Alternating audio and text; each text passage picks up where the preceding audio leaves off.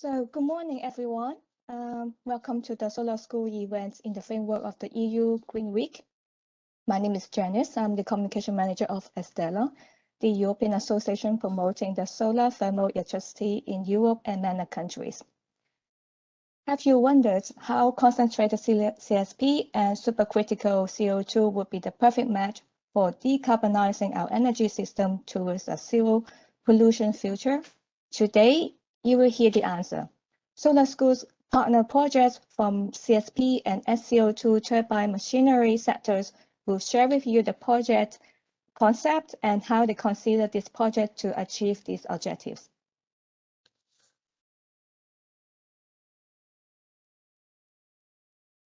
So today we will have KTH to present the introduction of the project, SOLARSCO projects. And then we will have Mattel to present the La Africana demo site. And then we will have STM to present the sCO2 turbine and Baker Hughes for the sCO2 compressor. Loitech will present the heat exchanger, and Psycho would present the electric heater. And finally, we will have a Bangor to talk about why sCO2 would be relevant for CSP sectors. Before we kickstart the event, I would like to remind you that there will be a Q&A area at the bottom right corner, so you can leave your questions during the presentations. We will have the final 10 minutes to answer all your questions. So now I introduce you Rafael Guedes from KTH to give you the introduction of the sCO2 SOLARSCO's projects. Great. Thank you, Janice, for the introduction. I just need rights to share the screen.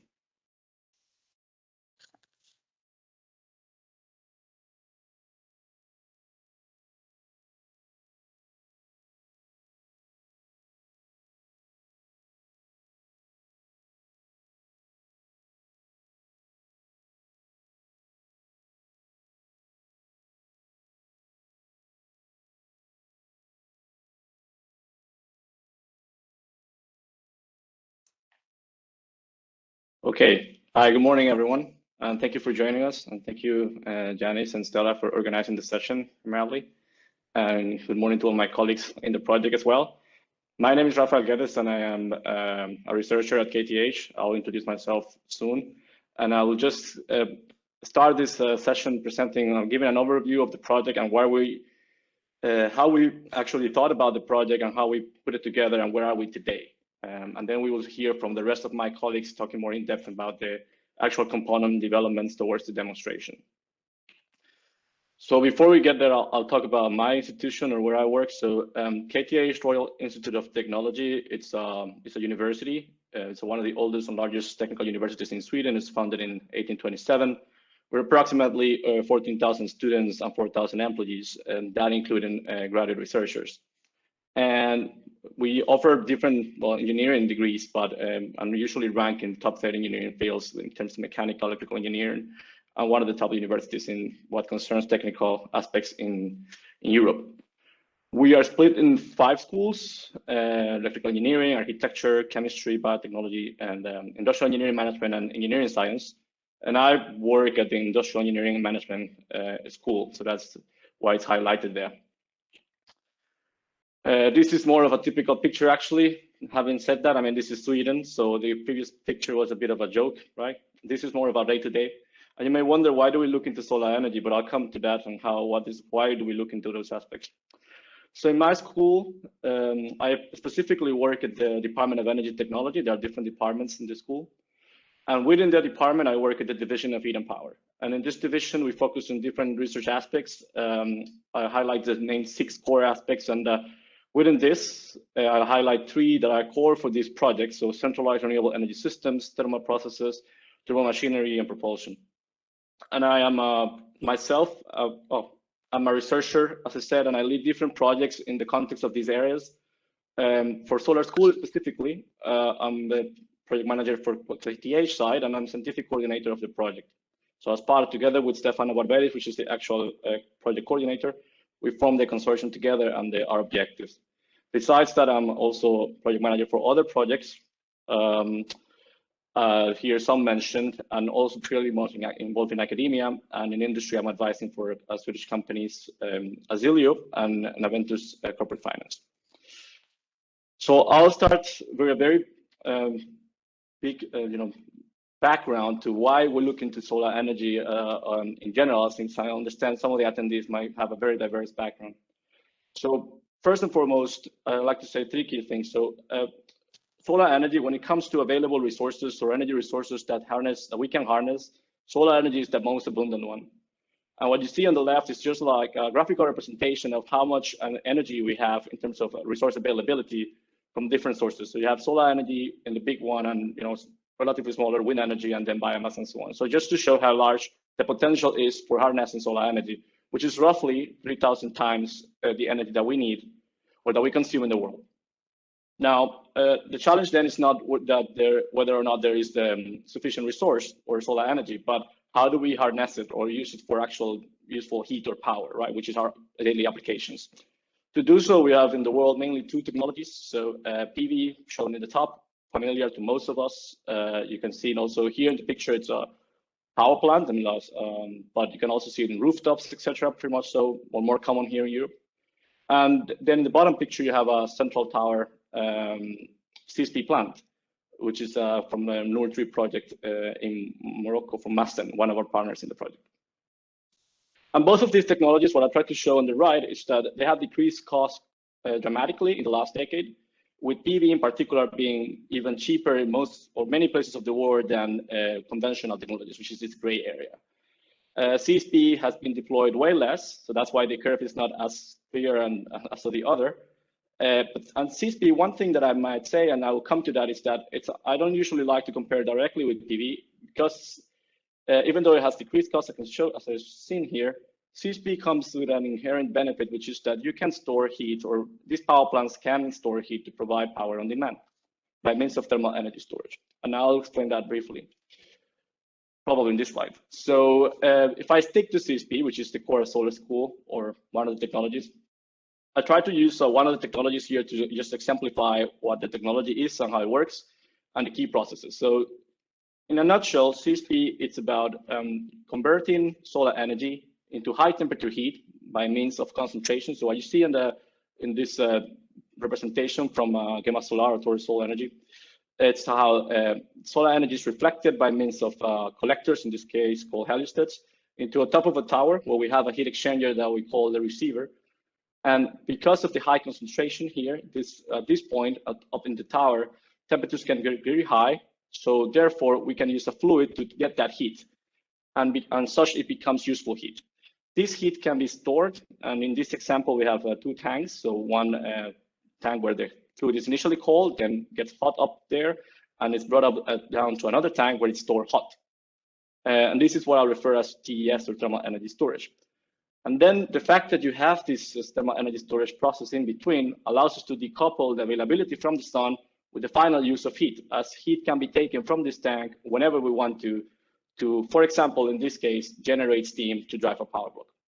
So key processes in CSP to remember then it's from solar energy to high temperature heat, and high temperature heat is the core differentiation here as a solar technology, since because of that heat or that part is that we can integrate cost-effective thermal energy storage, or possibly hybridize with power to heat solutions, or even fossil fuels if we want to finally produce electricity from a conventional power cycle.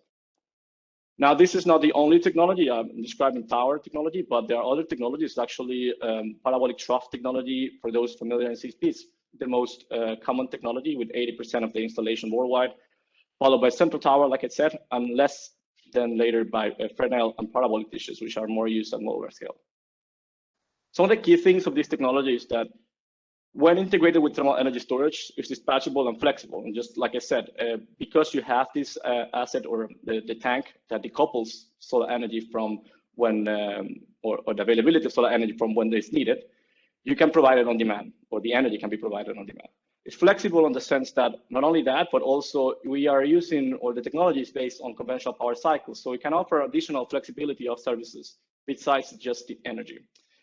And when deployed in those countries where CSP is deployed, has shown macroeconomic benefits. And that one of the reasons is that these projects are very large. So that's a positive thing. And most of the materials or components used are standard, concrete metal classes. So it fosters a lot of the local economy. In the world, we have roughly only 6.5 gigawatt or a bit less in operation. So that is hindering, or it's just saying that, there's still a lot to learn in terms of cost decline, performance improvements, operational improvements. And one big challenge this CSP has, or the industry has in general, is that it relies a lot on economics of scales. These are massive projects. We've seen that in the recent bids, etc., where talking about multi-megawatt, multi-hundred megawatt projects in order for them to be competitive. And this, lies different challenges. One of them raising the capital to do so, the time it takes to construct such projects, etc. So a lot of financial risk, construction risks that come along with this. It still seems costly because it's just often compared to, first compared on the fact that it has usually big projects and compared with PV. So it suffers from this comparison, and on that basis, it seems costly. And to overcome these challenges, different paths have been highlighted from different R&D institutions worldwide. And one of them clearly is to hybridize with PV, as PV has become very cheap. So hybridize with PV for producing heat to support the production, or to change the technologies to try to reach higher efficiencies. And I'll come to that, as that is what our project tries to do. So why CSP and supercritical CO2? I guess I should start talking about what is supercritical CO2, and I'll come to that. But one of the reasons why we believe CSP and supercritical CO2 are a good match is because, on one hand, it can enable operation at higher temperatures and therefore increase efficiency. So what you see on the left graph, it's a system study or from Craig Tershey, where they showed some years ago the potential benefits of or the thermal efficiency of such a cycle from a system study at different inlet temperatures for different cycle configurations. So you see how the efficiency increases, that's the first thing, regardless of the configuration. And then for specific cycle configurations, you can reach already at 600 degrees, efficiencies that are 50% or so, which are above the typical steam cycle. And if you go beyond that at 700 or 800, you're talking about efficiencies that are even closer to, or getting closer to 60%. So there is a lot of potential from a system point of view in this cycle. Another aspect why this cycle is of interest is that these are very compact. So this image here that I took from a paper from Ecogen just compares, how an equivalent size in terms of megawatt installed, so 10 megawatt steam cycle and a 10 megawatt supercritical CO2 cycle. And you see how one is actually roughly a fifth of the other or less. So that makes it also an opportunity in terms of potential CapEx reduction, since less materials are involved. Also for practical reasons for deployment and construction as well. And the fact, combining these two, then also would potentially mean that systems or CSP systems that are based on supercritical CO2 could become cost competitive also at smaller scale. So we don't need to deploy the multi-megawatt, 100 megawatts or plus power plants in order for a CSP plant to be competitive. Possibly, if these cycles are enabled and coupled to CSP, then already at 25 or so, we can see that they are becoming as competitive at the larger scale, as the larger version. So that is the premise of why we think it's interesting. One of the challenges for realizing this and how we came up to our project is, on one hand, there is low maturity on the heat collection side, or let's say from the CSP side, and the storage systems for technologies that are above 600 degrees. So let's say the standard today or the commercial bankable systems are based on molten salts. And new fluids and thermal energy storage systems are being investigated. There are a number of projects we at KTH or even other institutions are part of, trying to reach new higher efficiencies, new receivers with new fluids, new thermal storage systems, etc. But they are not there close to commercialization yet. Another challenge is that the state of the art of supercritical CO2 cycles themselves, it's low. These cycles are to a certain extent, and for those who have been working in it, are known as being immature or lacking demonstration data. There's a lot of potential promise on that. From a system point of view, they can be very competitive. They can enable new systems, not only for CSP, but for waste heat recovery processes, etc. But there is lack of data showing that they actually perform, especially considered that they are very sensitive to the properties of the fluid. And some of our partners will talk about that later. So there are many projects focused on fluids, components, system analysis, but no demonstration has been realized at megawatt scale in EU of a full integrated system. There are several R&D projects also with kilowatt scale prototypes in Korea, where inlet temperatures are below 500 degrees. And some companies in the USA are offering this cycle as part of their solutions, particularly for waste heat recovery, targeting temperatures below 500 degrees, and in some cases operating in transcritical conditions, not supercritical. And I might say that the real first demonstration project where we will see a relevant size supercritical CO2, it's been actually it's ongoing. It's a STEP project, which already by I think next quarter of this year, they will commission a 10 megawatt cycle at 700 degrees running from natural gas in San Antonio. So that will be probably the first in the world to showcase data of an integrated cycle. Now, with that background, then what we really want to do, or our drivers in this project in SOLARSCO2OL, is to demonstrate a first-of-a-kind megawatt scale supercritical CO2 cycle in EU, to demonstrate a first-of-a-kind molten salt-driven supercritical CO2 cycle under real operating conditions. And this, I mean, because unlike the STEP project, our heat source will be molten salts, and we will operate it as close to operating conditions possible, even by being next to a real power plant or CSP plant. And besides that, another key objective just to foster hybridization with PV is to demonstrate a megawatt scale optimized molten salt electric heater for CSP PV hybridization. We think that already at 575 or 565 degrees Celsius, there are a number of benefits that this cycle can offer.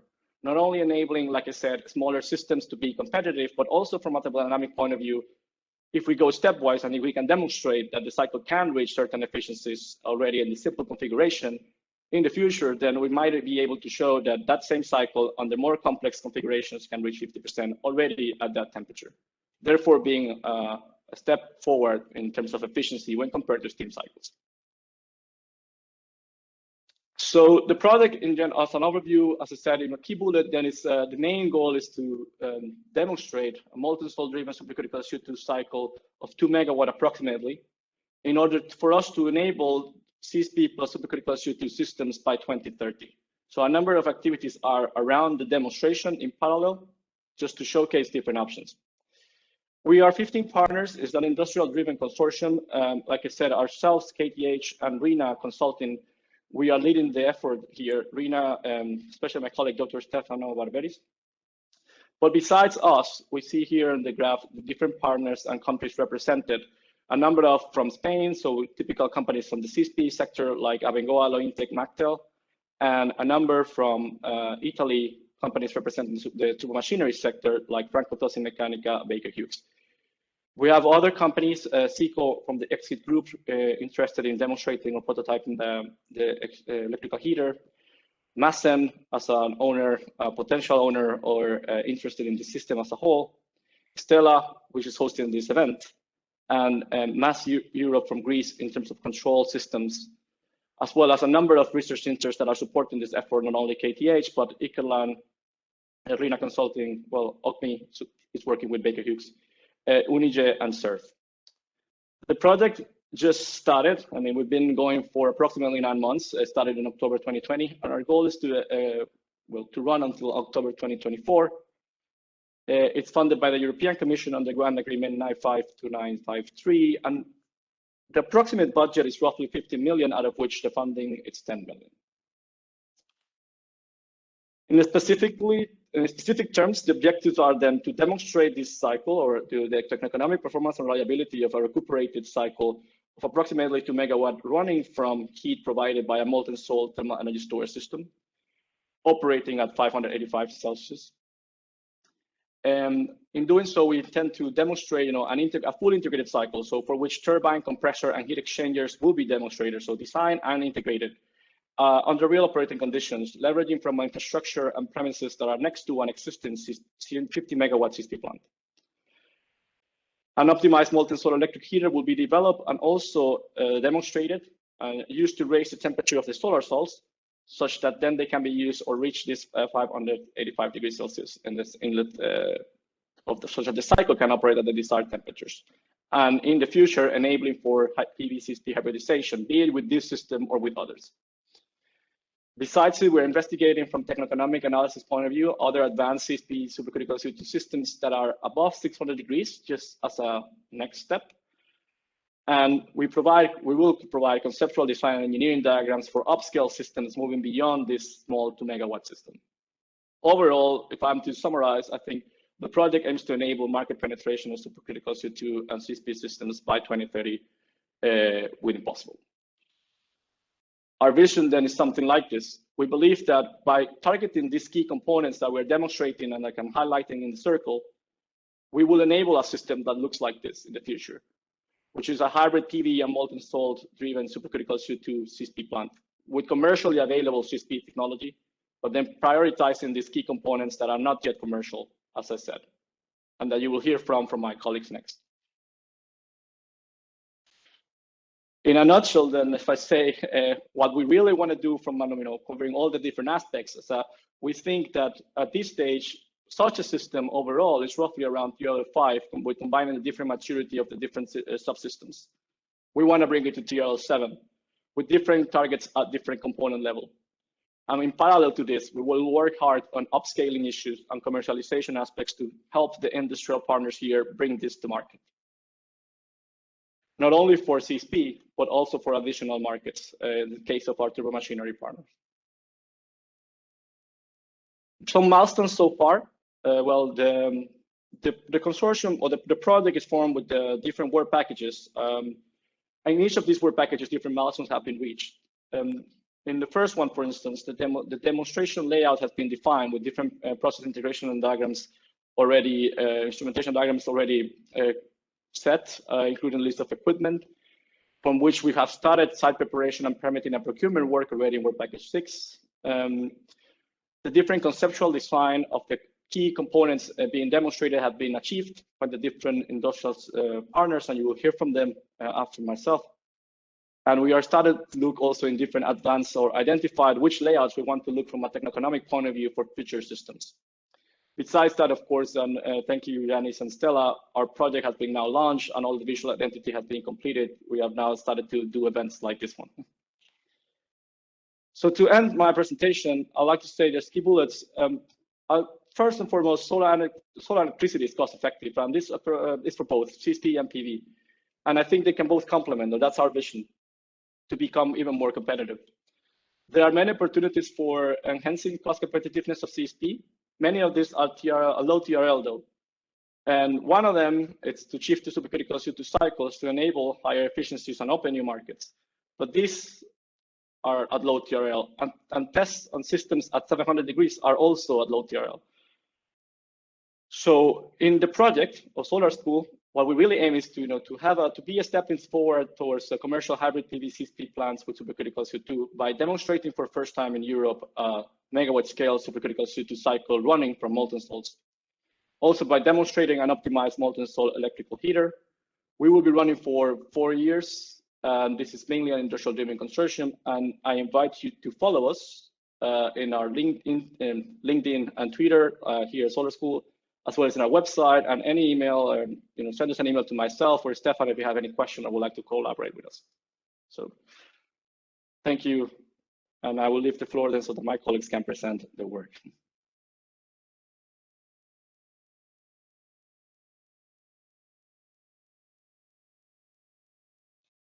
Thank you, Wafid. So it would be Matteo to present the La Africana demo site.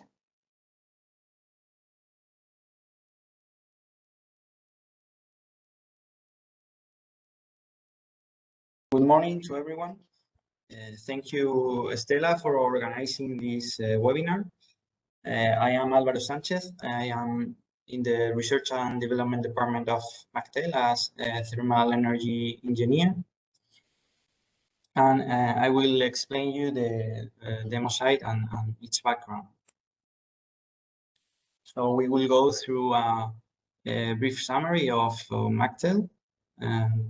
Also, we will have some information about the demo site, and finally a summary with some key points.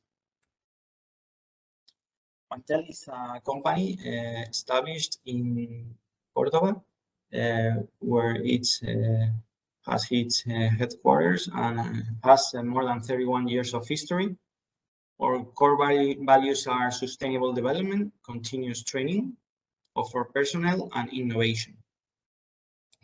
McTel has promoted more than 2,400 megawatts of renewable energy power facilities and installed more than 450 megawatts. We also operate and maintain power plants with more than 25, accounting more than 350 megawatts.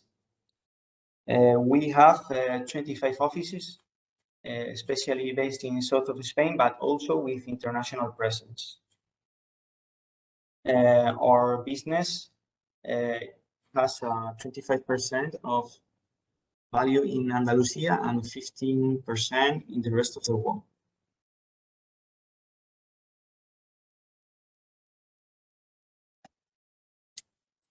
Okay, so La Africana is the background of McTel for participating in this project.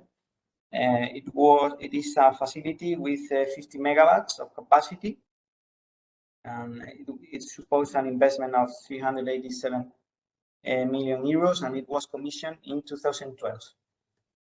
It is located between Seville and Cordoba, especially in particular in the town hall of Fuente Palmera. Well, as I said, McTel participated in the development of this project in collaboration with TSK and Grupo Ortiz, and also in the engineering, installation, and commissioning of this plant. And it currently operates the plant through Formats Group. Here you can have an aerial view of the plant. It has a footprint of 270 hectares. It provides electricity to more than 100,000 houses.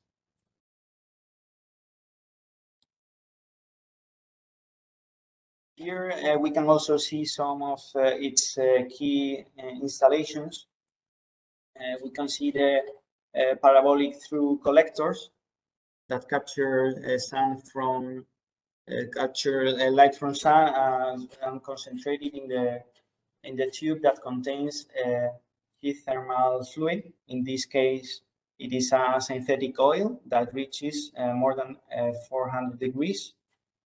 This collected heat is driven through the different pipes and through a heat exchanger, heat up a steam cycle for production of electricity with a turbine.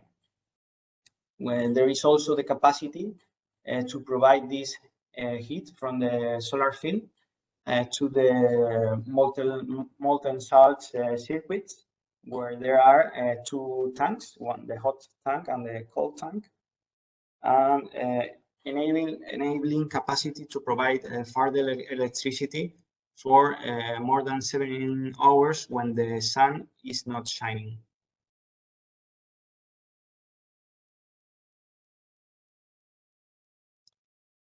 All right, so now it's time to go into more detail about the demo site that SOLARSCO2OL project is preparing and is going to construct in this place, in particular in the premises of La Africana.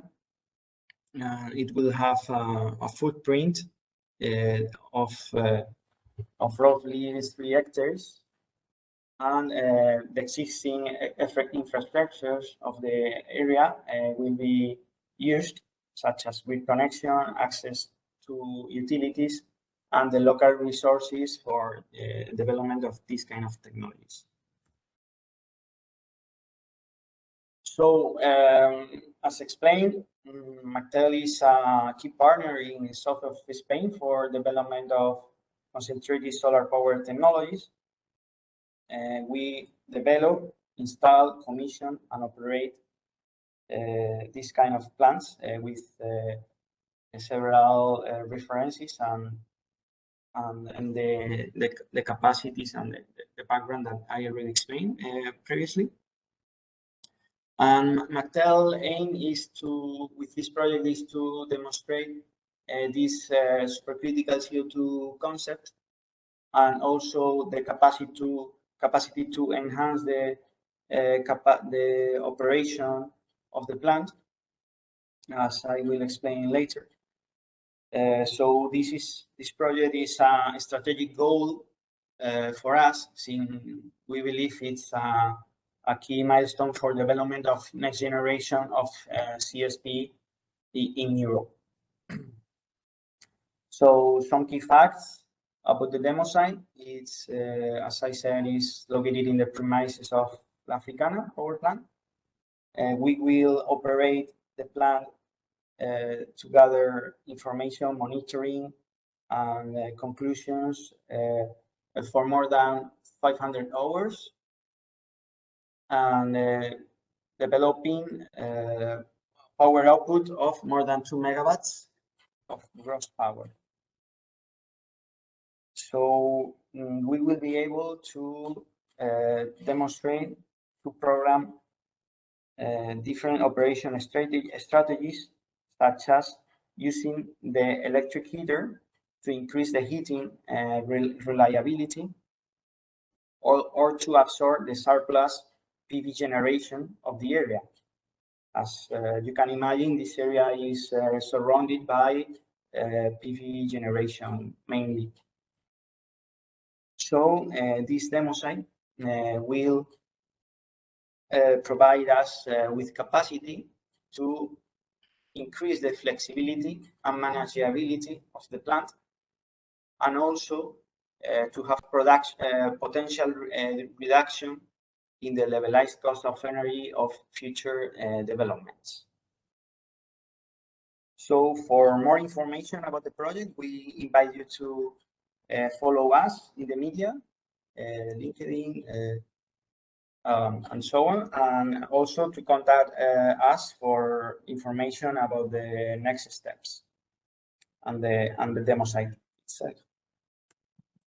Thank you very much, and here I leave you my email in case you want to follow up.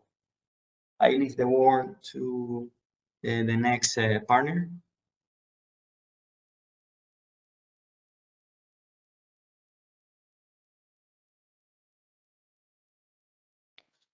Thank you very much. The next presenter will be FTM on the sCO2 turbine.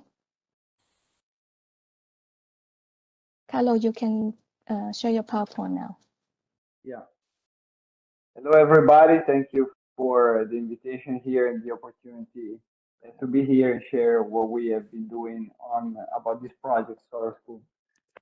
This is FTM, and we are, okay, let me start from what we are doing in this project. We are gonna be contributing to the power block here.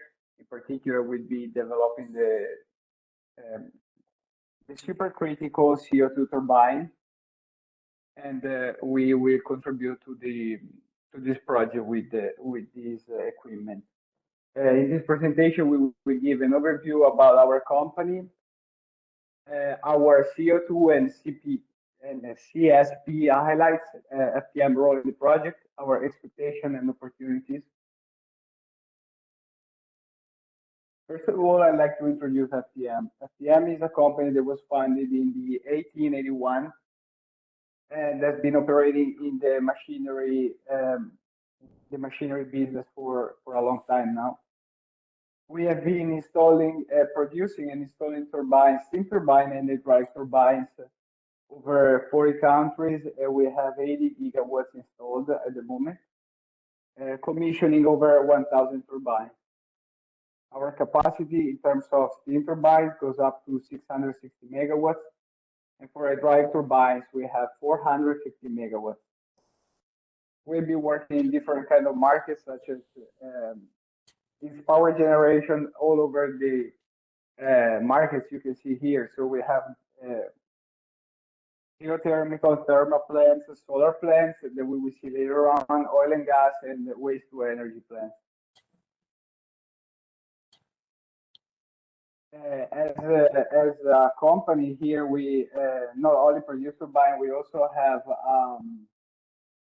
developed, let me say, engineering team that takes care of different features such as research and development that is deeply involved in this project, as Manuel Pesatori, that is now not here, but he's the team leader about this project, so he's really taking care of this turbine.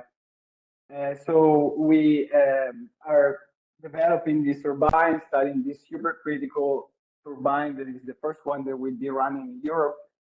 And we see really a future for this kind of technology that will be really beneficial, as already explained by the partners in the project.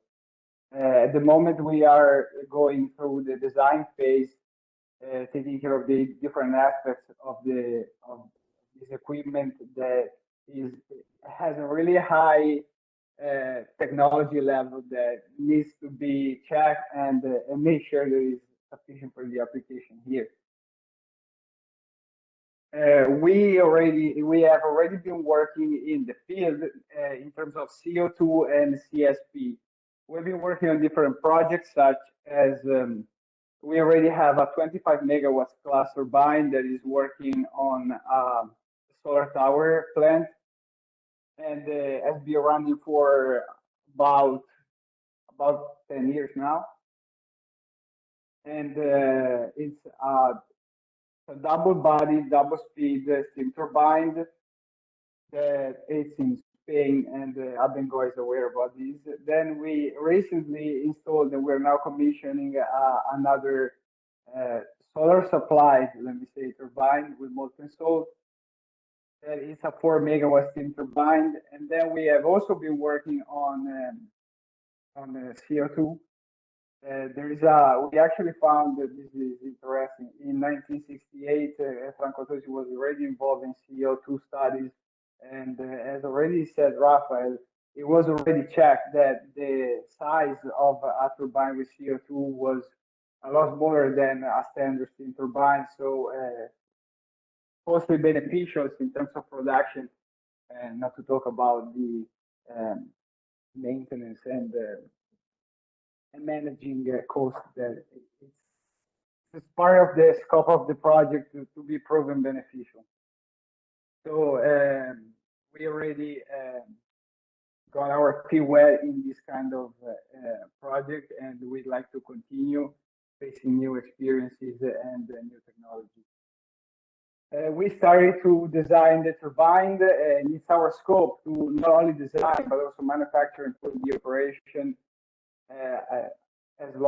along the project development. Our power output expected is 1.9 megawatts, and we expect to have an efficiency of the 83%. Here in the photos, you can see some of the calculation that has been going on the turbine. We have a design as shown here in the picture. We actually have two different kinds of designs here. One is between bearings with dry gas, and the other one is overhand. These are a particular detail of the turbine is that we are planning to have a radial stage and an extra stage for expansion that will allow not only the production of the turbine for solar school, but also the possibility to upscale. Actually have a turbine that would be suitable for a market that we hope is going to grow.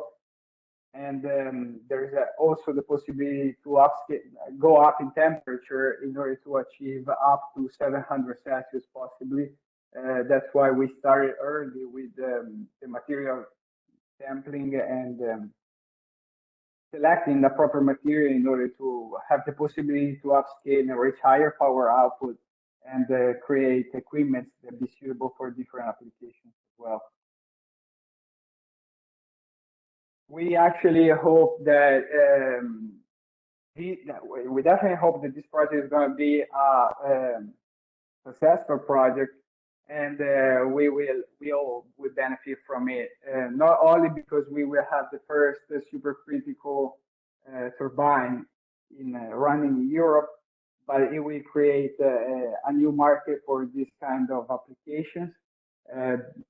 that would be intrinsically beneficial for energy storage opportunities that are they are already, let me say, included in this kind of solutions.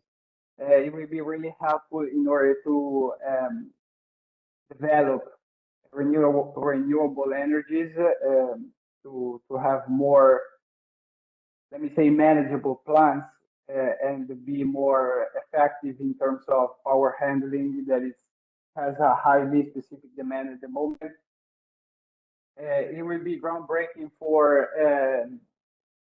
supercritical CO2 power cycles with a wide range of energy sources and application, upscaling the turbines as well. So having the chance to reach higher outputs, and the use of the CO2 as thermal cycles working fluid can offer new opportunities, not only in the grid revolution-oriented power generation, but also in other fields, such as to go in the extreme propulsion by carbon sequestration and process machinery. So this would be something that we deem applicable not only in the power generation market, but even in other possible markets as well. I'm sorry if my presentation wasn't the longest, but I'm the project manager for these, and Manuel Pesator is the technical leader. So if you have any question or you would like to deepen any aspect of this specific part of the project, I invite you to contact us at the emails you can see here, and I hope to see you again soon. Thank you for your attention and time.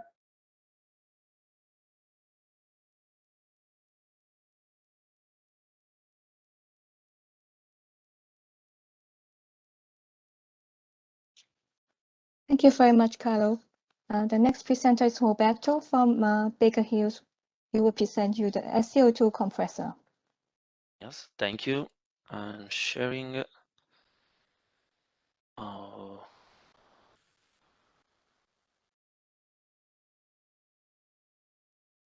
Okay.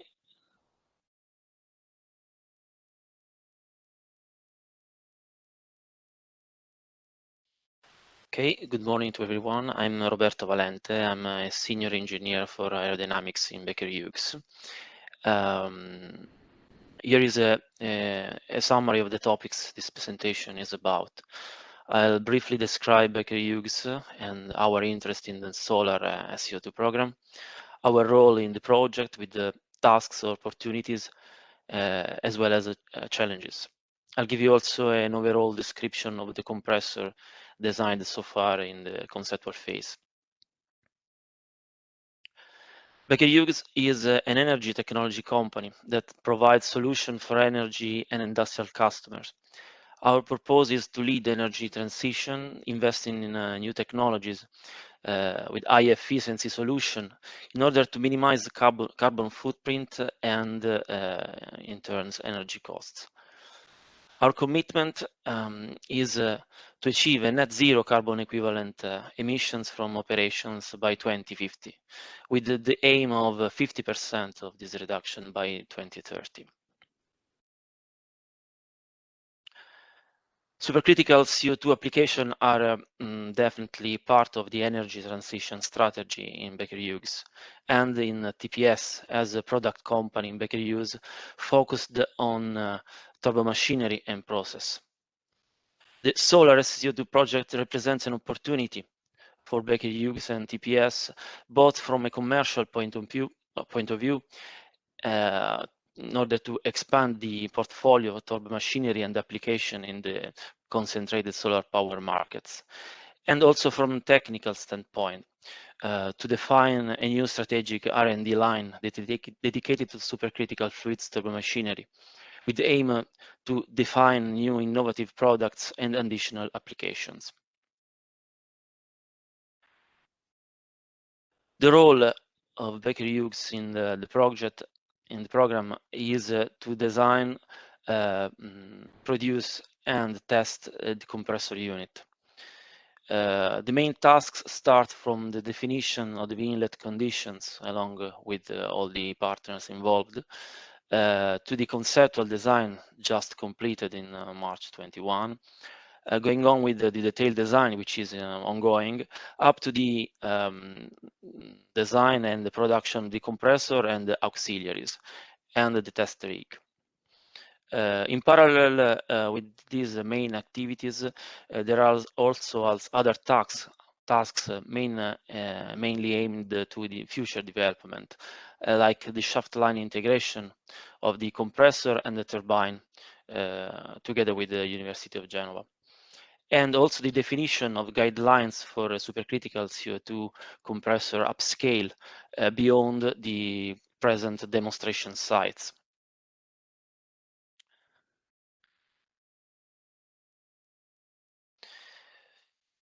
Within the supercritical CO2 cycle, the compressor process is the closest to the supercritical points and saturation lines.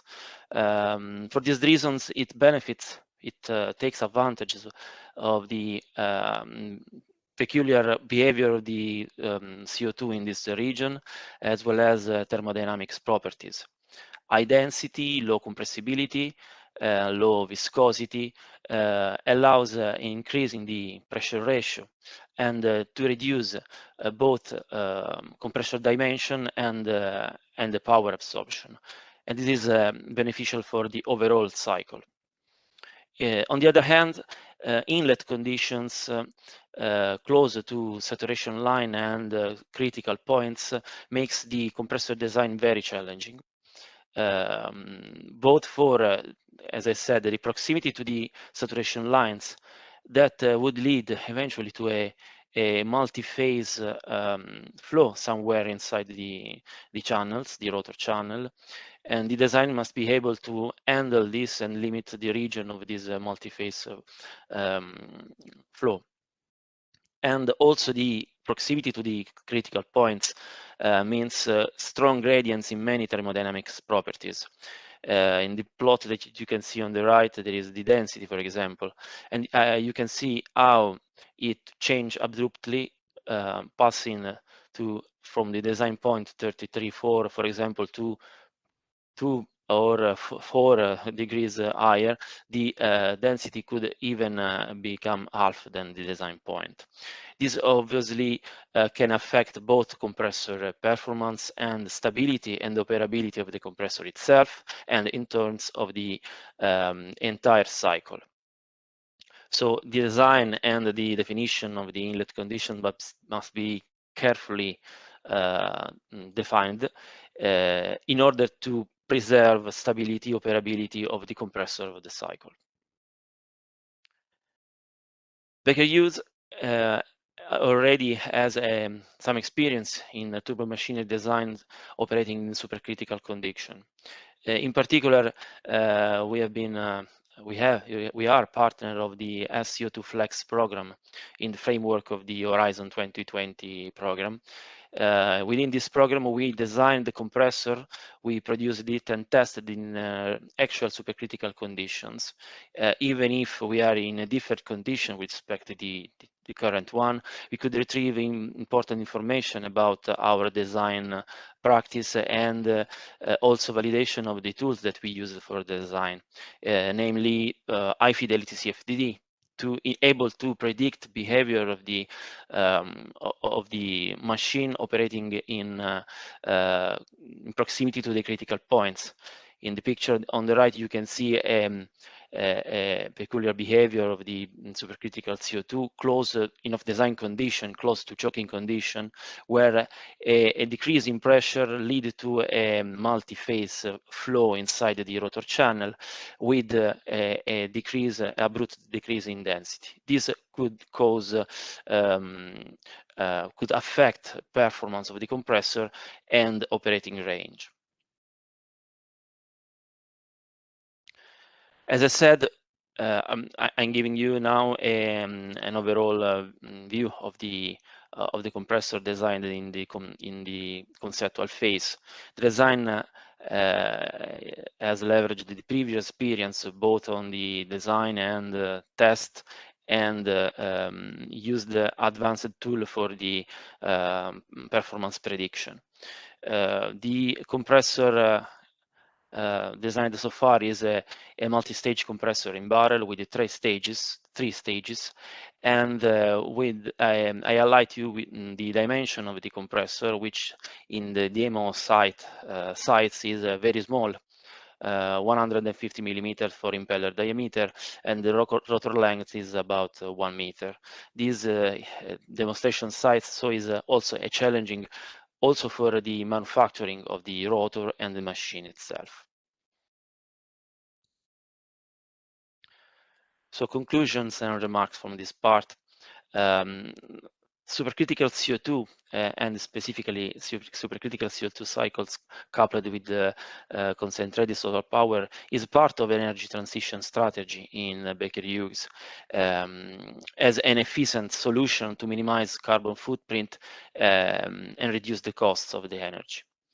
The characteristic of the CO2 close to the critical point enabled a significant reduction in turbomachinery sites and power consumption, but also raise many challenges in the design due to the thermodynamic properties itself, high power density, small dimension in the demonstration site, as well as boundary condition control. As we saw before, the inlet temperature must be kept under control to have a reliable performance from the compressor. Baker Hughes in this program has been leveraging previous experience and going beyond the previous program already designed.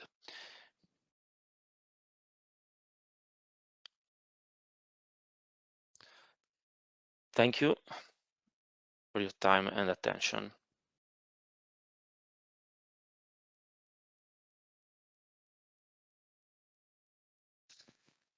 Thank you very much, Roberto. Next would be Marta from Loitech, who present heat exchangers. Marta, you can go ahead.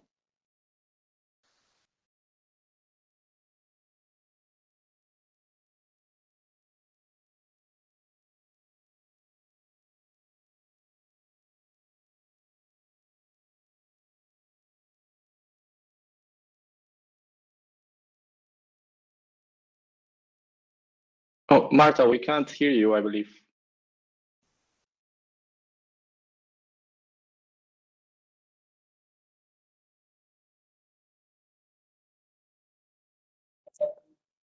Yeah, could you hear me? Yes. Okay, I'm sorry. My name is Marta Guerreiro. I'm a project manager at Lointech in the energy division, and I will introduce our company for this point. I will talk about our company profile, then our role in this research and development project, SOLARSCO2, the initial stage of the project. After that, we will talk about the heat exchangers design, and then the upcoming activities, and also why we consider that this project is a key for the future. Our company profile. Lointech is a private-owned company located in Basque Country, Spain, and was founded in 1996. We are specialized in manufacturing, also design and installation of heavy equipment and pressure equipment for oil and gas, petrochemical and power, and also for solar thermal power plants. What does Lointech do in CSP? We design and manufacture the equipment that you can see in orange color. We manufacture the oil and salt heat exchangers, also the steam generation system, which is reheaters, superheater, evaporator, and all those equipment. But we also provide a turnkey solutions for CSP plants, which is the steam generation system, the complete system, and also the thermal energy storage, which will be the different oil to salt heat exchangers. Lointec provided more than 1,000 heat exchangers for more than 50 CS plants worldwide. You can see here most of them. Our headquarters are in Spain, in the Basque Country, but also we have a workshop in Mexico and commercial offices in United States and in Saudi Arabia. Our role in SOLAR's project, in SOLAR supercritical CO2 project. We are the Work Package 4 leader. The Work Package 4 seeks to both numerically and experimentally study heat exchangers and electrical heater implemented at molten salts. And the ultimate goal is to upscale proven prototypes for both solar and even non-power contexts in the future. In this project, Lointec designs and manufactures the primary heater and the recuperator, which will be located just in this part of the power plant. The initial stage of the project, with thermodynamics design of the cycle has been optimized along with turbo machinery partners, and many options have been evaluated to maximize cycle efficiency while complying with manufacturer's constraints. We design and prototype high efficiency supercritical CO2 power block that able to deal with variable solar input. The demo plant of this project have the following characteristics, which is more than 500 hours and is 2 megawatts gross, approximately. Here, there is detailed sensibility analysis of mine equipment and balance of plant. Was conducted to reach the common optimum ground with all of our partners, and also with the supercritical CO2, the properties are near the critical point, and that have a great impact in both cooler and compressor design. Heat exchanger design. Lointec use HTRI software and also house developed tools in order to design thermically the equipment. Here in this part, you can see a screenshot of one of the software. So introducing the process condition and also the characteristics of the equipment, the software give us the solution, or not the solution indeed, but we can check if the equipment is valid according to the process conditions that have been settled during the balance of plant. On this part, you can see the temperature distribution, and you can see that there is a big difference in temperatures of the two fluids. And due to that, we decided to use a hairpin type for the manufacturing of the heat exchangers.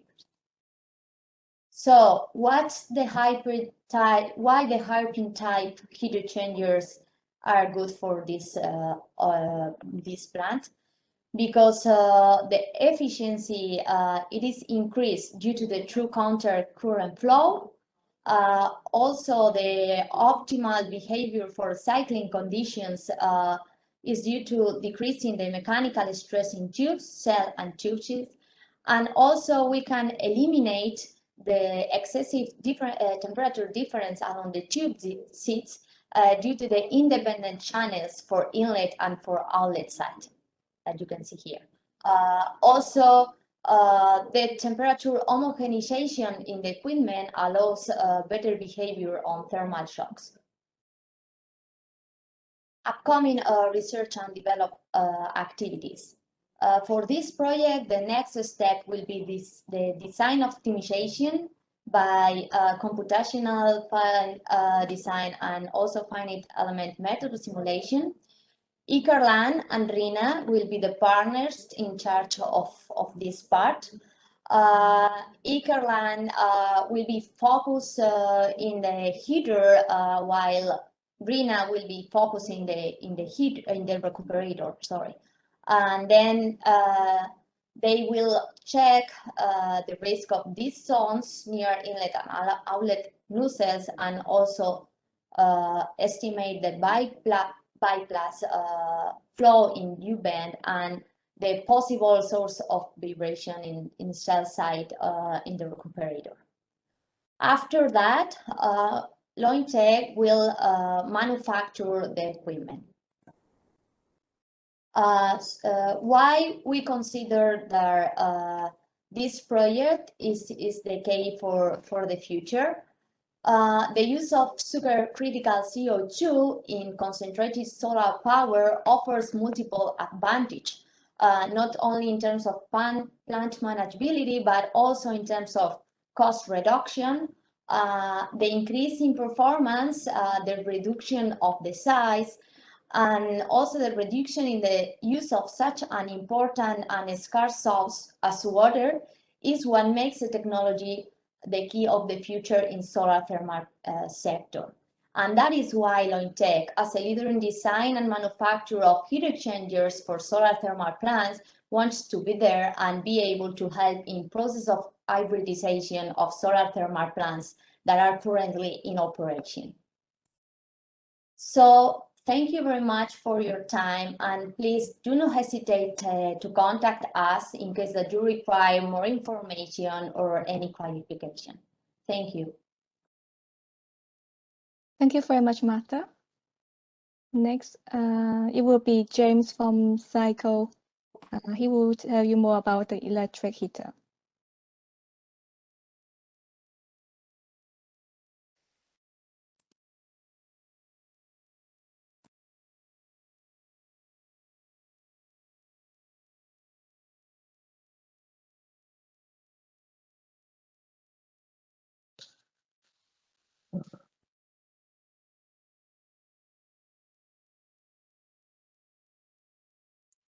Which slide are you looking at?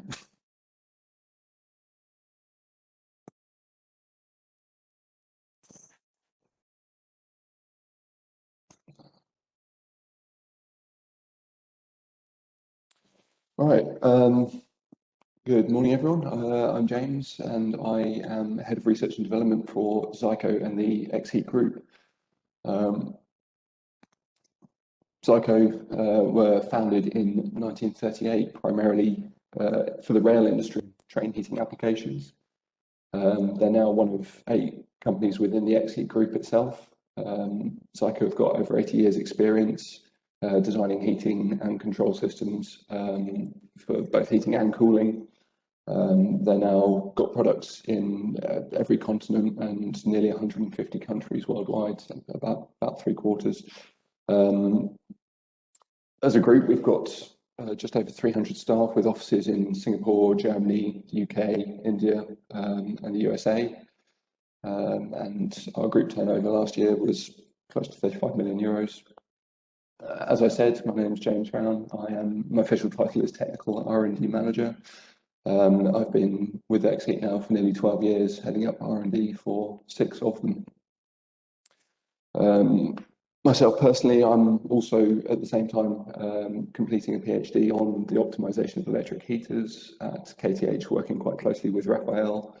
So for me, this isn't just a project for the business and everything, but for me personally and development. So why solar school?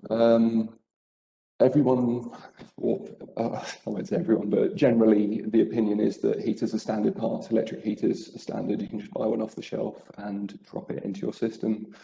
I suppose I'm here to help dispel that myth that this is not the case.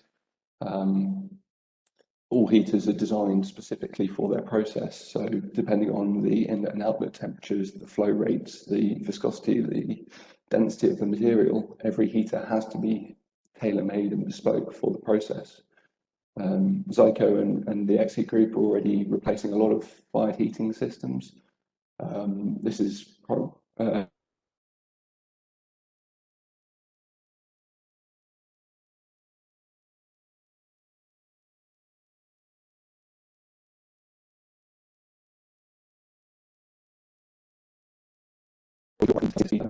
are entering into that market.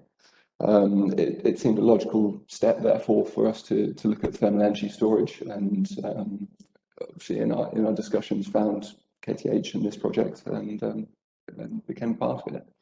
Zyco would like to ideally create new technologies, develop our understanding of molten salts thermal energy storage, and basically take our heaters to a commercial and viable solution for thermal energy storage. If we can do this purely within this project, so much the better. As for electric heaters, I'm concentrated, as you've seen before, with this building in the middle. This is where we're going to house the electric heaters, so that when either the sun isn't shining or not enough heat is being generated by the CSP facility, the electric heaters can either use PV or excess grid energy to top up the salts to their target temperature, 565, 585 degrees, and basically process it and allow the storage of the storage of energy when not necessarily there's enough sun. We can draw from tidal, we can draw from wind, from the grid effectively, and it will help us to better control the salts to achieve the optimum hot tank temperature, so that the sCO2 cycle can operate at its most efficient range. So the challenges within heaters, as I said, we have to design every one, and the biggest one for us is the temperature limitations of molten salts. Above 600 degrees Celsius, they start to degrade at a very near exponential rate. The degradation is potentially catastrophic for other metalwork within the system. So where we include baffles and designs within the heater to improve the flow of it, to increase turbulence and increase the heat transfer coefficient, we're also creating these dead spots. The problem there is that the heaters operate at a fixed watt density, and so where you've got your high flow and your low flow across the same element, it's still generating the same amount of energy. In the high flow area, we will achieve a surface temperature below 600, but in these hot, I mean, you see the blue areas on this top model, this is actually a gas heater, but it demonstrated very clearly these low flow areas. In the low flow, however, we may see a delta T of 200 to 300 degrees above the process, which when we're trying to achieve 585 without exceeding 600 is not going to work. We are also operating within a closed pressure loop. It's only operating at 3 bar, and again, by inducing turbulence, by creating this baffled flow, we are increasing our pressure drop. Too much pressure drop is going to fall foul for the rest of the system and the components downstream of our heater, so that's another consideration that we have to look out for carefully. Other challenges, things like the flow rate. These salts are going to be pumped. The inlet will not be the exact same temperature. We're targeting a 380 degree inlet and a 580 degree outlet. We can't guarantee that it will always be 380. If it drops to 350, we have to design the heater in such a way that it can react and still achieve the desired outlet temperature. Similarly, if the inlet from the CSP plant is much hotter, we have to be able to provide less energy so that we don't push the salts above their operational temperatures. So the salt itself has got many challenges. As I said, it is a closed loop system, only operating at 3 bar. On that principles, we can only offer 1 millibars of pressure drop, which will be difficult whilst getting the same heat flux into the process. The degradation of salts will be very troublesome for us. Above 600 degrees, the salts themselves start to degrade exponentially. It's potential that that degradation will lead to corrosion within the heaters, where elements within the salts will start to attack the metalwork within the process heater itself. Our heating elements are made with quite thin wall steel, and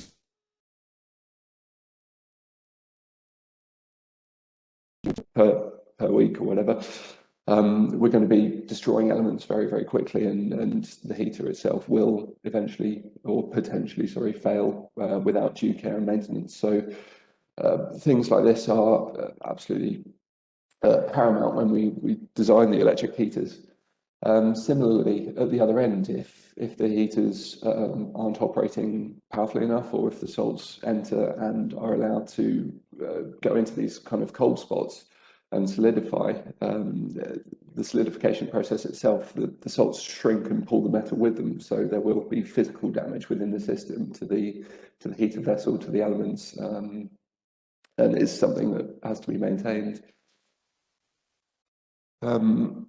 So the design options we've got, this is actually the same gas heater, and you can see where we've got 700 Fahrenheit across the majority of the surface of the elements. However, behind the baffles in these low flow zones, we've got an extra 300 Fahrenheit appearing.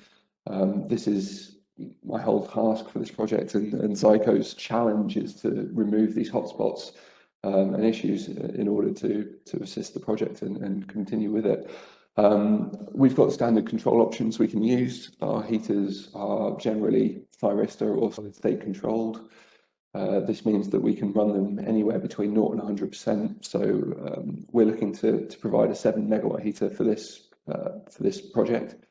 That will be fully scalable. So in times of low power demand, we can operate them at as low as 5, 6, 7% of that, or we can ramp them all the way up to 100% when the salts are at full flow at their lowest inlet temperature and need all 7 megawatts to achieve their outlet temperature. There are additional control options we can look at as well. We could potentially put flow sensors and temperature sensors on the inlet to predict any alterations to the flow as it passes through the heater. If our flow rate drops by half, for instance, we only need half the duty to achieve the same outlet temperature, and by putting potential sensors upstream, we will be able to predict these, and building in some smart control software, build some algorithms that will help kind of operate and maintain a constant outlet temperature. As you can see, with these hotspots appearing behind the baffles, we're also looking at redesigning the way we baffle process through a heater. There are several options for doing this. There aren't any commercially available or widely acknowledged options yet that eliminate these hotspots. So a large part of my research over the next 6 to 8 months is going to be to look at the baffles and the way that we process the flow through the heaters in order to prevent them from going over temperature. We're also going to look at changing the designs of the elements themselves, whether that is the materials and the construction of the tubes, or whether that's the windings of the resistance wire itself within the element. It might be that we can put more resistance wire at the inlet where we've got higher delta T to play with, where the process is at 380, as opposed to near the outlet where we might just have to put minimal resistance wire, where again the process is approaching its kind of 560, 580 target temperature, and we're still trying to keep the elements below 600. So there are ways and means in which we are investigating. We're working very closely with Kurth in Greece, who will be providing our CFD assistance, which will help us to refine these concepts and designs that we are looking at over the next 12 months or so. What's beyond Solar School for sCO2OL and the XE group? Obviously, we want to advance our knowledge of the system. Like, as I said earlier, we're already working with several companies to replace their fired systems with electric heating. So we want to help replace, or not replace, but collaborate and improve on this hybridization by incorporating electric heating into renewable power generation, and to help provide the long to mid-term storage solutions. Personally, I feel that is the one aspect that's holding the world back in where everyone's trying to achieve carbon neutrality. If we can't store this energy for long periods of time, with the intermittent nature of renewables, we're going to struggle to supply every car with power when for the UK, for instance, 10 years' time when diesel and petrol engines are no longer available to purchase. We'd like to further develop like I said, the TRL. Raphael stated earlier on, the heaters are currently at a 6. We hope by the end of this project will be an 8, and within a couple of years going forwards, we would have commercially available. Again, like, as I said, we can never be off the shelf, but we could have the design methods in place to be able to provide affordable and viable solutions. Other TES applications as well as the 7 megawatt heater, we're also providing tank storage heaters to ensure that the salts within the cold storage tank don't dip below their solidification temperatures. And we're also looking at the trace heating around the pipe work. Again, when we first energize the system, we have to ensure that all the metalwork is above 300 degrees, again, to prevent the solidification of the salts as they are first introduced into the system. We hope it opens up further avenues for Zyco and Xheat to work with more collaborations such as this. I think there are several areas that electrification and electric heat can be used within this and other markets, and I hope that by showing that Zyco and Xheat are willing to work on some of these research projects, and of course myself doing my PhD, that we are very much open for these sort of collaborations. Thank you very much for your time. If you'd like to contact me further about electric heaters, I've added my contact details. But for now, I'll pass you back to Janice. Thank you.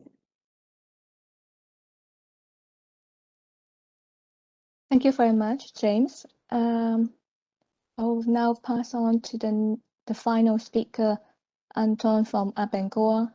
He will tell you why sCO2 could be relevant for the CSP sector. Thank you very much, Janice. Thank you everyone for coming today. Share my screen.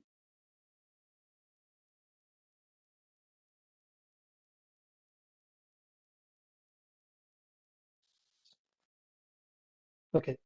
Well, my name is Anton Lopez. I'm a research and development project manager in Abengoa.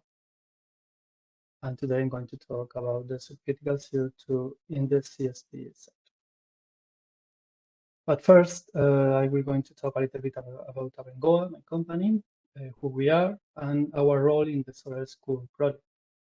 And then we will talk about the 2 more relevant developments of the project, that is the supercritical CO2 cycles in the CSP sector and the electric heaters that allow for hybridization. Anton, just one point. We're seeing your presentation screen. Yeah, exactly. Just is that correct right now? Yes. Okay, then. Abengoa is an international company that applies innovative technology solutions for sustainable development in the infrastructure, energy, and water sectors. We construct energy infrastructures, both for conventional and renewable energy. We provide solutions in the integrated water cycle, development, desalination, and water treatment process, and also hydraulic infrastructures. We are a reference in the transmission and distribution sectors, both in the transmission lines and all kinds of infrastructures. We obtain results in the service area, in operation, maintenance, and also from plant optimization. And we base our developments in the innovation. We have more than 280 accumulated award patents since 2008.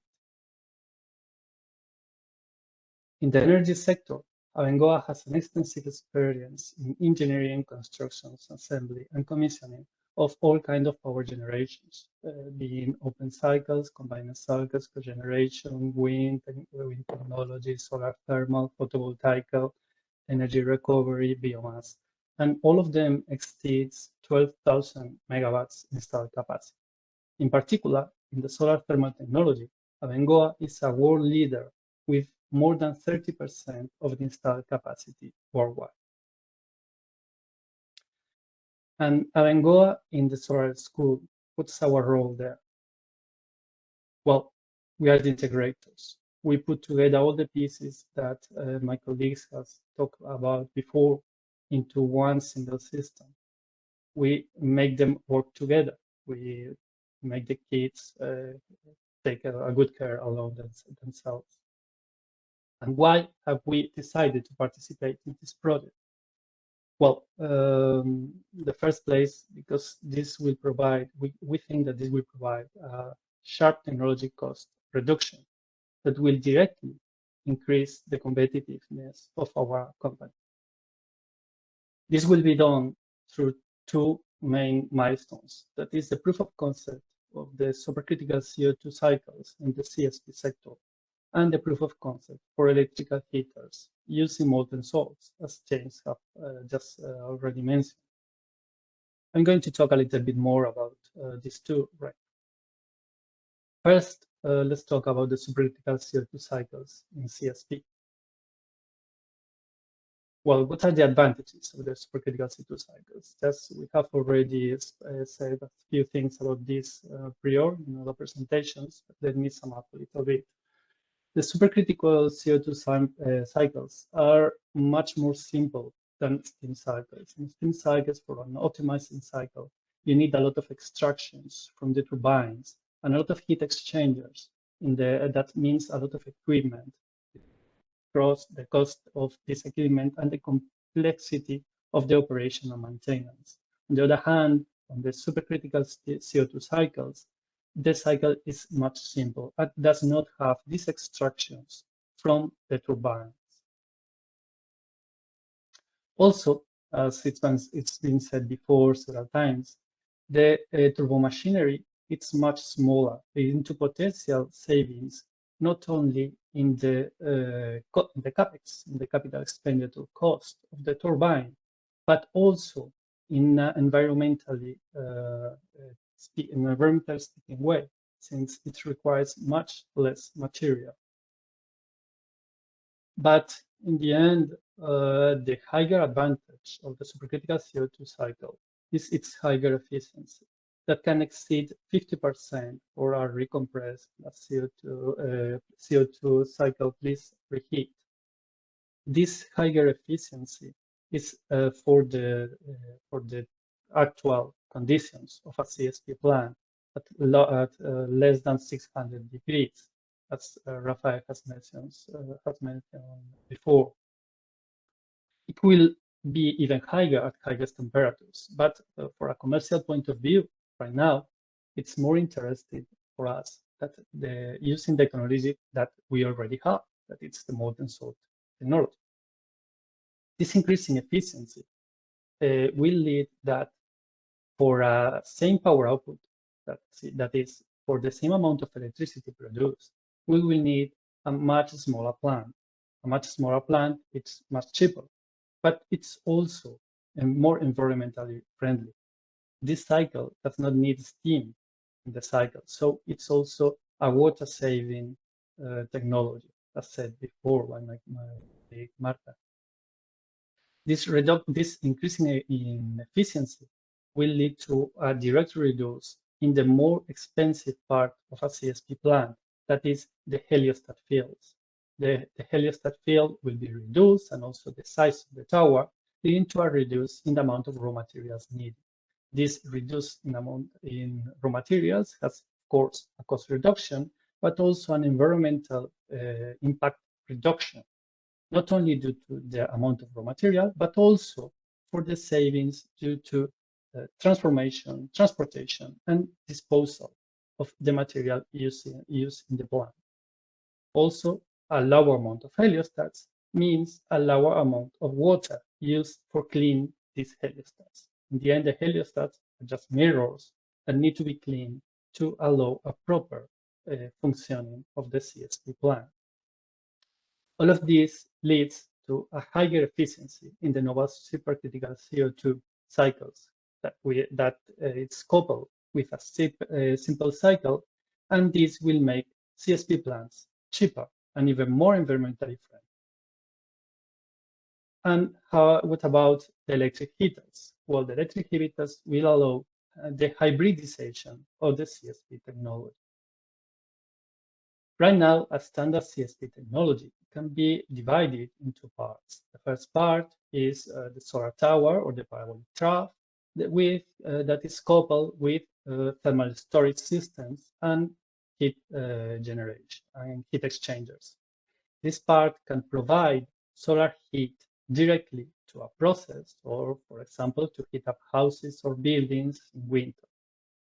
If we put a power cycle into this plant, we will have the CSP plant with power generation. This cycle, up to now, it's a steam cycle, but can be used as supercritical CO2 cycle for higher efficiency. When we add the electric heaters, we are doing a smart solar concept. These electric heaters can take use of the excess electricity from intermittent renewable sources such as PV, wind, to increase the capabilities of the CSP plant.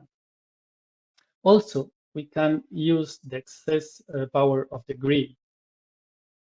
And this way, we are increasing the share of renewables in the system, in the country, because we can manage all the excess electricity, or we can provide electricity when it's needed.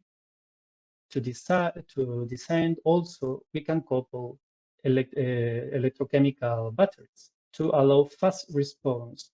Meanwhile, the power block using thermal power starts. Another use for the electric heaters in hybridization is repowering. Right now, we are going into a global decarbonization where we must reduce the conventional power plants. To this end, we can use the electric heaters once, of course, they are validated in the project to provide generation backup for the net, providing different services to the grid using conventional power plants. We change the heat part of a power plant to a thermal storage system coupled with an electric heater to generate electricity, maintaining the fossil fuel related employees, but drastically reducing their environmental impact. Another use of the electric heaters, it's for retrofitting. The first generation solar plants are normally like the one displayed in the picture above, that has the solar part and the power cycle, but do not have a storage system. If we add the storage system with an electric heater, we can take the advantages that I have described before. We can provide with this new generation, with the new retrofitted solar plant, firm supply, strategic reserves, use the PV and wind surplus, use of grid surplus, extend the time of production outside of sun hours, and in this way, increasing the share of the renewables in the electricity net. Well, Abengoa, it's always looking for innovative projects such as this one, because the technology development is our competitive advantage, and we think that innovating with projects like this one are the way to the future. And the validation of the key elements of the supercritical CO2 cycle that has been presented before, the compressor, turbine, and heat exchangers, coupled with the electrical heaters, we provide the necessary steps in the direction of a new highly efficient and environmentally friendly CSP technology. Thank you for your attention, everyone, and please stay connected and follow us on our social media. Thank you very much.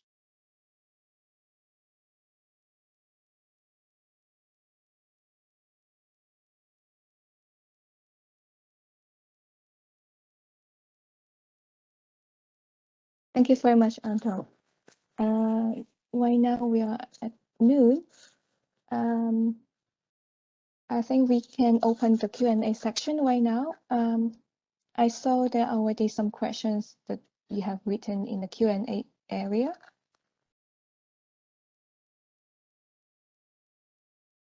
So, Rafael, would you like to pick up some questions that you would like to reply? Well, actually, I think while everyone was speaking, I tried to answer most of them. So I believe I have answered all of them.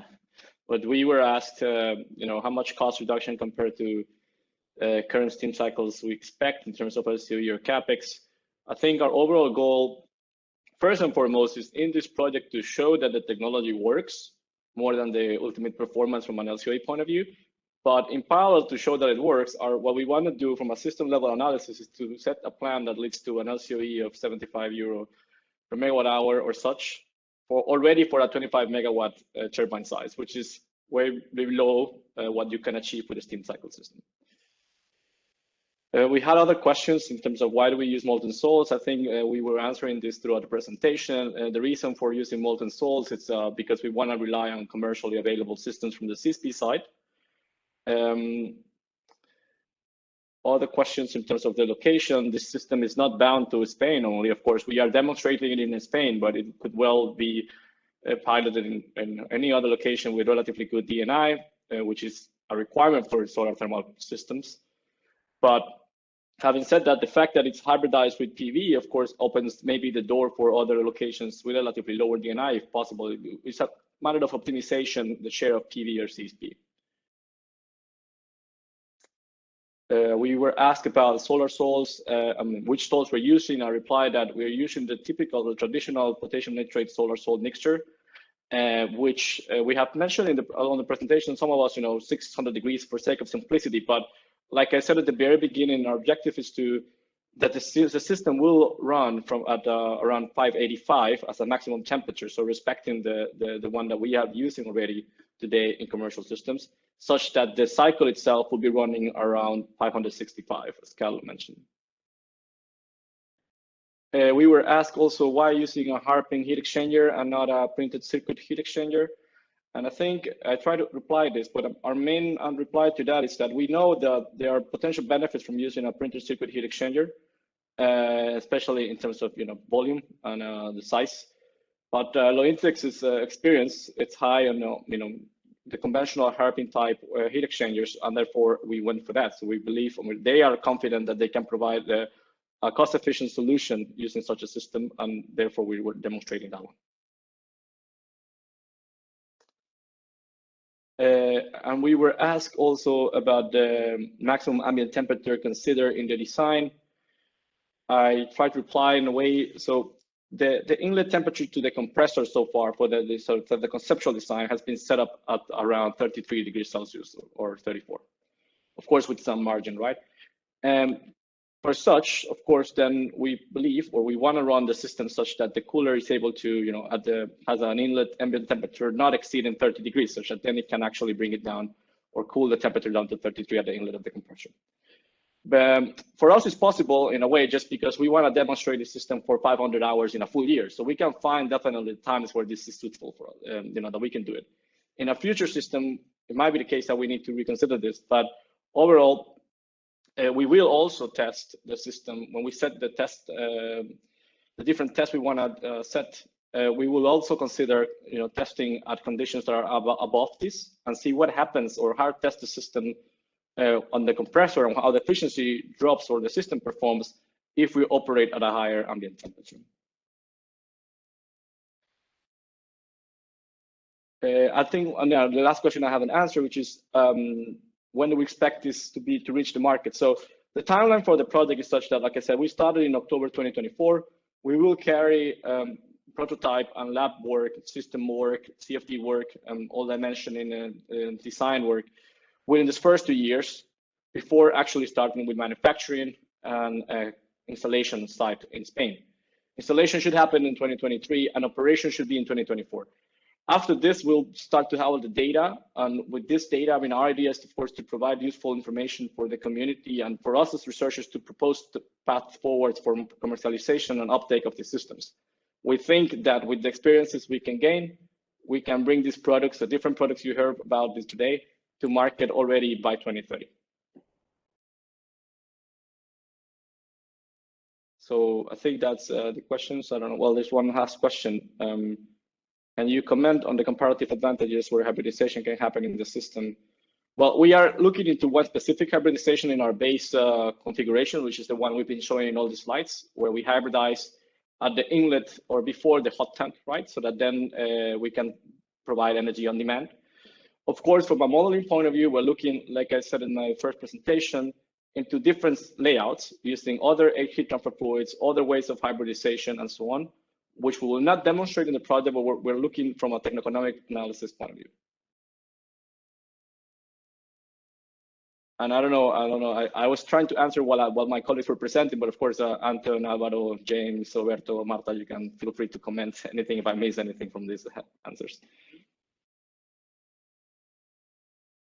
Regarding the question why we choose hairpin type instead of PEC heat exchanger, the thing is that inside of this equipment there are molten salts, so it is a risk if we use PEC heaters for this case, because the molten salts can be freezed or frozen, and it will be a risk for the heater, and also it could be damage the heater if we use the other kind of heater. So due to that, we normally only manufacture cell and tube heat exchangers and finite tube heat exchangers, and in those kind of heat exchangers, type of heat exchangers, we decided to use hairpin type because the efficiency is much better, and for the things that I commented during my presentation. But for molten salts, PEC heaters are not really good. No. Thank you. Okay, thank you very much, everyone. I think we have no more questions to answer, and if you still have some questions after the event, you can always send us an email, and then we will come back to you if our partner would answer. Okay, so thank you very much, everyone, all the attendees attending our event. I have shared a link on the chat box. I would like you to spare 1 minute just to fill in the survey, and then we are good to go. So thank you very much, everyone. Have a nice afternoon. Great. Thank you, Yanis, for organizing, and thank you all my colleagues. So please email us if you are interested. Bye.